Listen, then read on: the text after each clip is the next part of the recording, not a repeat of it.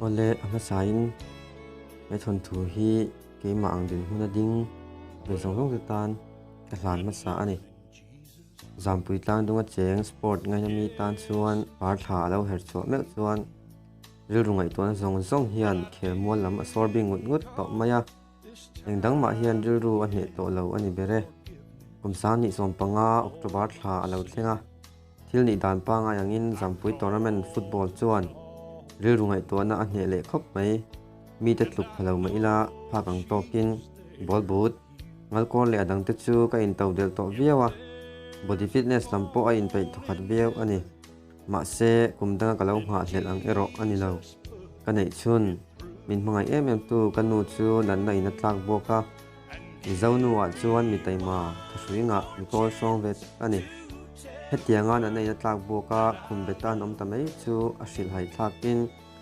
them har sa po kati em ani sportman spirit nei pachin tan chuan kanu nan na in tlak bok chu hun lo kati in poi kati tak chita ma se pathian in kan chunga ro rel dan ani neu siale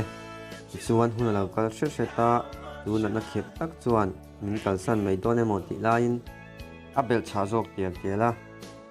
anu melan dan po chu ani telina danglam sela mang hi ang ngoi ngoya ngai to na hi toy muk mai ani anin chung khur dinhmun ke na kan sum le pai nei te la chu engza chiang e kan nei ka chiang em mema kamang ang em ma sut kian dan po omin ka sheme ulawani ti chuan u le naw thin le rol te zara rin thak bakin kanom thei zoka pathian thil ti theina lo lang zelin hun la zok chu kan pan thei ta shrama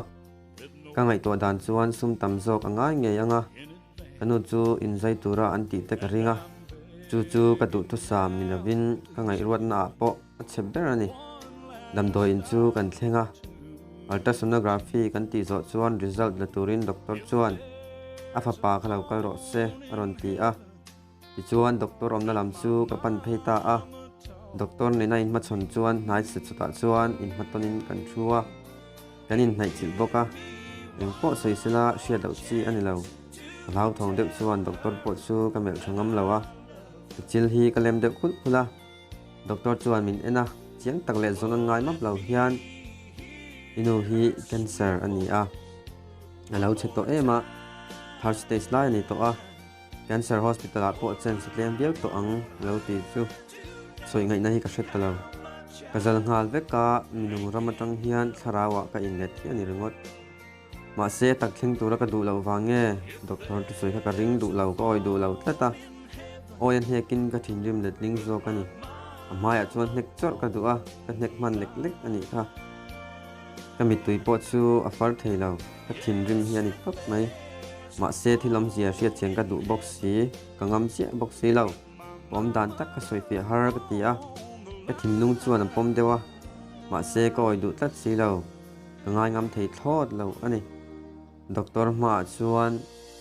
kain sum zo talawa kami tui tla rala tang chuan kanu chuan kom dan chu min lom hu a muang chang hian aron kal phaya a chawani ti po hriat em ema ka hnen aron thlenga doctor chuan kanu chu lo enkar boka kanu chuan min ron bia a atong kam chuak a zo na mol kha ani min vel tu chu kanu chuan zoi ria hian boite enga ngei tra cancer kan niam ni aron ti chu ka puak dar hi ani ber mai engtin nge ka chanang ka in sum zo to silo kanu ma tra kha thil ti chi ani lo ka tan chuaka hospital sir tu ma om lo na chuan bang hiang hian ka trap hom maya ka tiang ma ril runa tra kha kala nei ngai lowa ka tra le po hi ka in ring to lo ana ve ani ril runat awanga mishing hi po theini se ka puak dar na so vi tong nana ti bai om kan chung kwa min run ve ang ti ngai to na chang po ka siat lo ngai to chin ngai me lo nana chuan ka nei chun ka mangai kanu ngei me chu aman ta si a bahan rap thak te lu lem kanu ka ngei atanga zo na boite ka kan serem ni aron ti ka chu o soi ngai na ka selo kanu melu riai to bok en kol dam be sei om to lo ti doctor in min sil zau che a ama nge in he zo na min zo thi engtin nge ka chanang kami tui khan a chana chu a pede to a ka thong chok thei to lo ani ber umami chu ka bula aron kala ani po chuan result chu lo thevek to a min nem chu aron tum ve bok takna in ni po chu in sum zo bik lo kan phani chuan hospital bangsir heng chuan kan trap zoi zoya kha hun kha varap thak din abalung che thak pe lulem alem po chang le don ni ila ka thal non le hom hi ka ringani ti chuan chu na chuan taksa mai ni lo ril ru ngai tu na zawng afana mahun ngai tu chang phei chuan dam cha na ka nei to lo hen an rap thang le ti bai tak tuar tu hi tu dang ni lovin ka nei chun min mai em tu kanu ani awang ani achan chuan pathian in ati dam the lom cancer po ani lawang an thre sual ani ang ti te in ril ru chu ein hnem fana oi har kat ti takzet ani amai ro chu ma son mo em pathian la ka po ka vui ve na sa em ani ti chuan zoi in na chuan a met chaw tiela Akartala Cancer Hospital ate base nei sangam chia silawin kan om nok boka alo harni te chuan udam le mayang ti in base na kan ei thrina ama po in pathian in min ti dam mang ati thrin ma se pathian rem ron dan ero tu mai kan thak dam thei silo zan khat chu kanu chuan zanin chu kum khata mu ang ti a min ngen ngoya anung na te chu to e ngai thin awangin kabula om hi thlahel mani ma se chu tia in ngai ma kanom dun lai chuan duty te an lo kala female ward ani awangin swak turin min ti le a kanu khan adam hun chung rei to don lo ti a in thria a fapa anei chun kianga kha athlahel be ma se chu po chu a thei si lo tami jan te khan runa in mitpi apatlna su em ti chuan hospital a ai chuan ti in December ni chani som panga khan kanin lam kan pan le ta ni min mangai tu then le rual du sak na chu kan dong mola min tong trai sak tu po chiar sen an ni lo pathian khongai na kan dong na sa a ke po ril rusuk thlek pathian ni min thlak saka kanu na tu reng mai chu mu som ka tia amhuwa mi tui ti tlak ni om lo thei si lo atan chuan siam tu pathian ne na chol ha dam mai chu thwa ka ti puya ma se ani thei chiang mo afapa hi min kalsan theilo ti te in karil ruain sual na sa em thina ni ama kanu ngai mai chuan boite ka taksa hi ana em ka chol na tur ka sa chianga ka chol thuai theihnan min tong trai pui ro ti a ami tam min mangai na wanga ami tuitling te chu ka mu a min kalsan thre ani ma se ana na to rap thak tak kha i suan nen thlen pui chak to a kami tui farlai mu ti lau sam ka du wangin le lam hoi hian ka trap zoi zoya ka thor chok zo don lawe mo ka ti a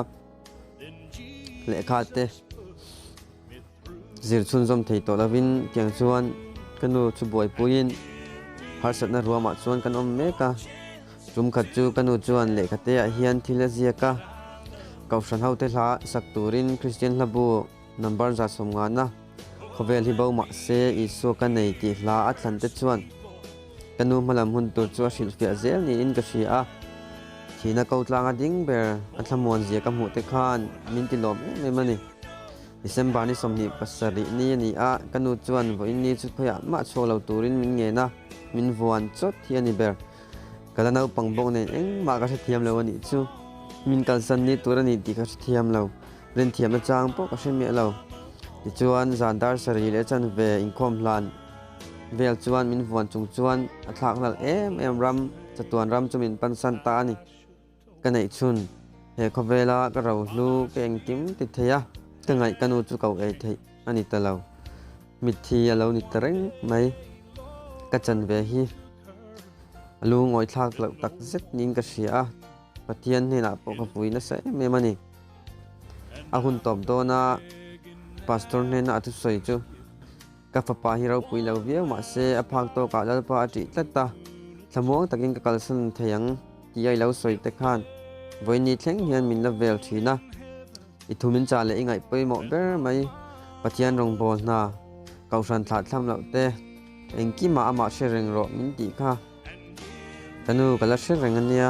min tong trai sakna le min fuina chuan voini thleng hian min la om taya ka hringnun zo chho me ka hian min tong trai sakna hi a hluin ka char chho ze me ni eng tika emo chuan he le chho san ni kala nei veang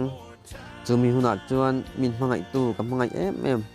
cái này xuân chu kan pong ko anga kan la in to ve nge yang ti hi ka ring het tak ani